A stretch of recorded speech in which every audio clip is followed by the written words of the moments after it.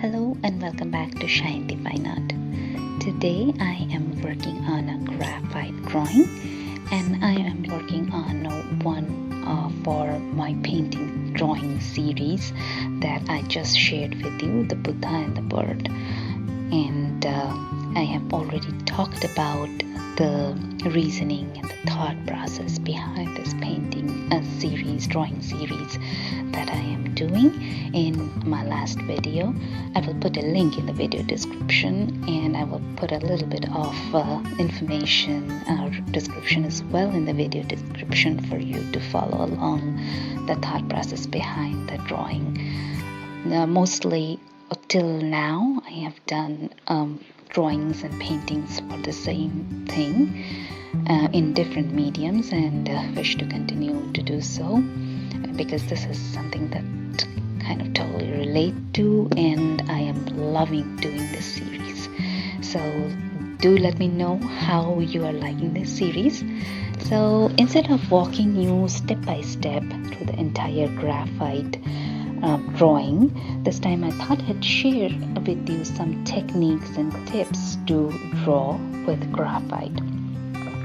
The reason I'm doing so instead of going through a step-by-step tutorial is because a graphite usually takes a pretty long time, considering that it's technically just a drawing. However, the process of layering and adding and subtracting, it takes a lot of time, and when you are recording it kind of doesn't show that well in the video because graphite takes a while to show up till some subsequent layers are built up. So if I go through step by step, it might not be that interesting and it might be kind of repetitive, going over the same thing over and over again. So I thought I'd rather share with you some tips and techniques that I generally do with graphite. So starting off with, like I am already talking about, graphite needs a lot of layers.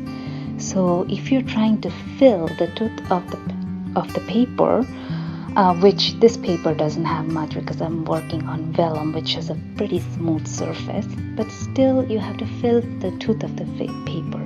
And if you start on some soft graphite like 8B or 9B, you will never be able to fill the tooth as much as if you start from 2B. So what I generally do is I start off with my 2Bs and 4Bs, and then gradually in the subsequent layers I move up to my 6Bs, 8Bs, 9Bs to get the layer of darkness or the amount of darkness that I'm looking for.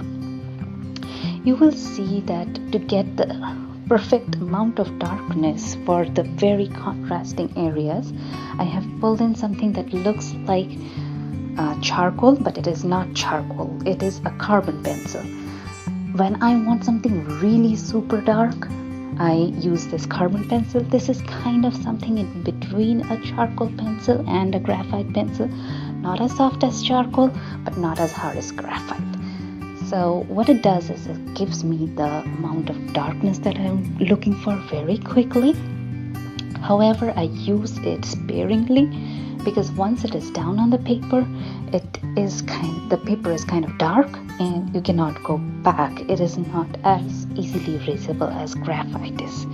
And again, it being softer than graphite, it is kind of little messy. It has a lot of what I can say, something like powdery residue like you would get in pastel. Again, another thing I would like to share next is that when generally I work, you've always seen me working upright.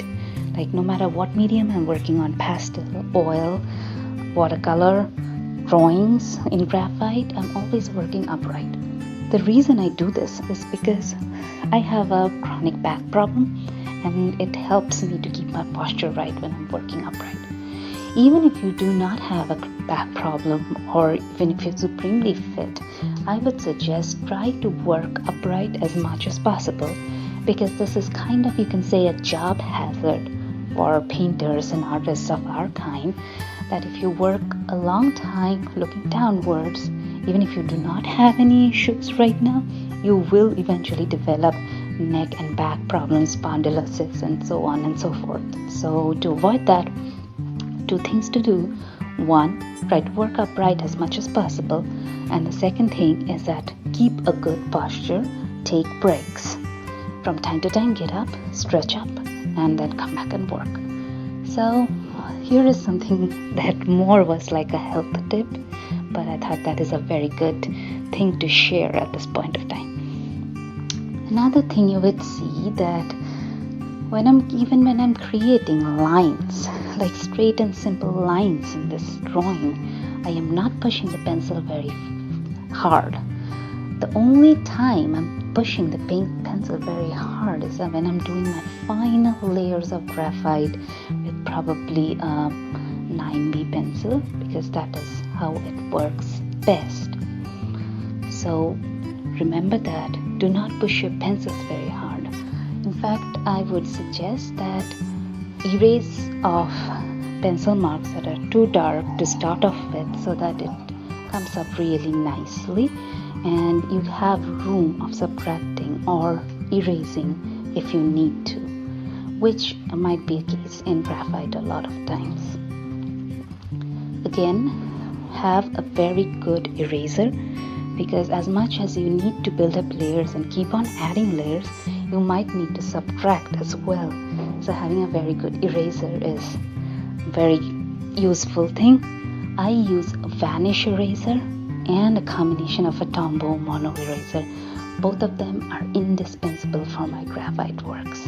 I absolutely totally need them when I work for them. So I would suggest, please invest in them. They're not expensive at all if you are a graphite artist. They work wonderfully.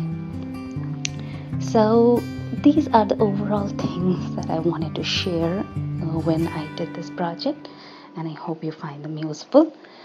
Please let me know in your comments whether you like to watch these kind of tips and techniques more, or you would rather have me do step-by-step tutorials.